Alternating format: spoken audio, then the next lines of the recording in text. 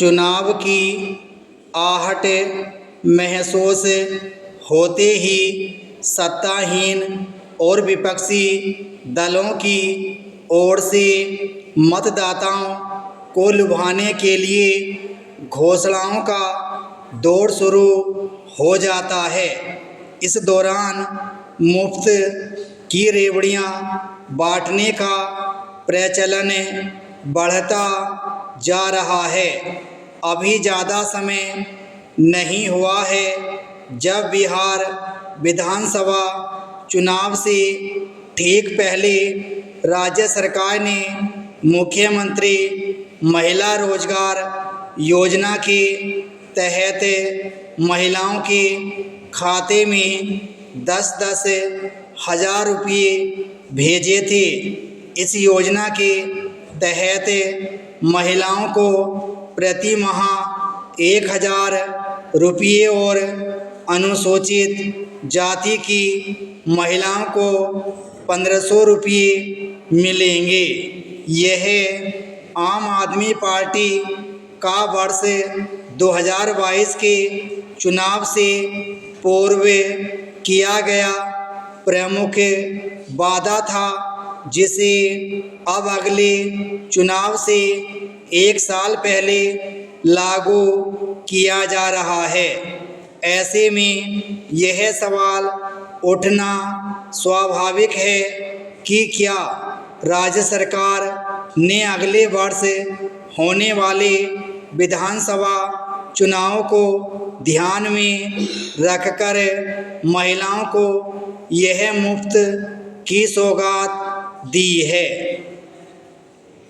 गौरतलब है कि देश भर में चुनावों से ठीक पहले सरकारी योजनाओं को अमली जामा पहनाकर मतदाताओं को लुभाने के लिए जिस तरह से प्रयास होते हैं, उस प्राय सवाल उठते रहे हैं। मुफ्त की रेवड़ियां बांटने की इस प्रवृत्ति से राज्यों के खजाने पर असर पड़ता है। इस मसले पर सर्वोच्च न्यायालय ने भी पिछले माह कड़ी आपत्ति जताते हुए कहा था कि कई राज्य सरकारें कर्ज में डूबी हैं, फिर भी वे मुफ्त की सौगात बांट रही हैं। इसमें दो राय नहीं कि नागरिकों को बुनियादी सुविधाएं देना सरकार का कर्तव्य है, मगर चुनावी लाभ के लिए मुफ्त की रेवड़ियां बांटने की जो होड़ लगी है, उसका नुकसान अंततः राज्यों को ही उठाना पड़ता है। विकास की योजनाओं पर खर्च होने वाली राशि का एक बड़ा हिस्सा चुनावी घोषणाओं को लागू करने में निकल जाता है।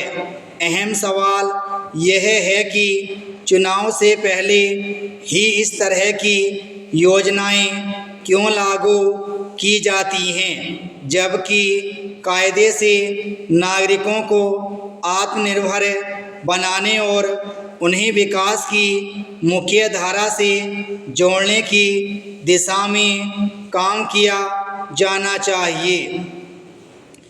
यह बात छिपी नहीं कि बुजुर्ग माता पिता की देखभाल का मसला सड़क से लेकर संसद तक उठता रहा है, लेकिन राष्ट्रीय स्तर पर इसका कोई प्रभावी एवं कारगर समाधान नहीं निकल पाया है। हाल में राज्यसभा में यह मुद्दा उठाते हुए मांग की गई कि विदेश रह रहे ऐसे भारतीय नागरिकों के पासपोर्ट रद्द कर देने चाहिए जो देश में रह रहे अपने माता पिता की देखभाल नहीं करते हैं। राष्ट्रीय स्तर पर भले ही ऐसा कोई कदम नहीं उठाया गया है, लेकिन तेलंगाना सरकार ने जो पहल की है वह दूसरों राज्यों के लिए भी प्रेरणादायक है। विराम स्टॉप।